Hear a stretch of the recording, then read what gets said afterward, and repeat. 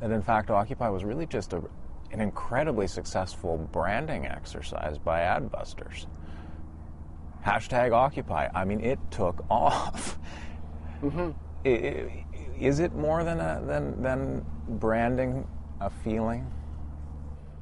Well, I think it is a feeling, but you know that the core impulse behind the Occupy movement is this feeling that hundreds of millions of young people have around the world that their future does not compute, that the next 30, 40, 50 years of their lives will be full of crises, financial, political, economic crisis.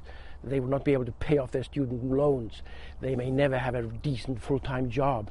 They will not be able to live their lives like their parents did. That they have to stand up and fight for a different kind of a future.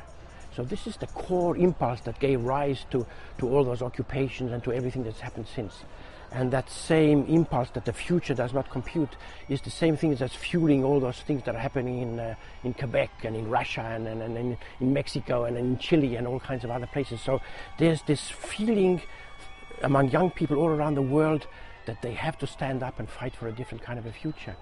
And that is way more than branding. Well, you're still talking about revolution. Absolutely. I know that this is a sort of an unpopular thing to do, and the mainstream media doesn't want to talk about revolution. In fact, the mainstream media doesn't even like to Occupy, because Occupy is a basic threat to the world as we know it. We're basically asking for a fundamental reform of education, of the media, of the financial system, of big pharma. We the people want to take charge and have a radical democracy and stop the corporations and the authorities telling us how to run our affairs. And the mainstream culture finds us very threatening. They're very happy to think that, we may have finally disappeared and this original puff may have vanished. But we have far from vanished. Our movement has just begun. You can see Occupy as being dead, or you can see Occupy as having morphed into a global phenomena that, if the global economy keeps tanking, and if the crisis of global capitalism keeps on intensifying and deepening, then I believe there's a possibility down the road of a global revolution.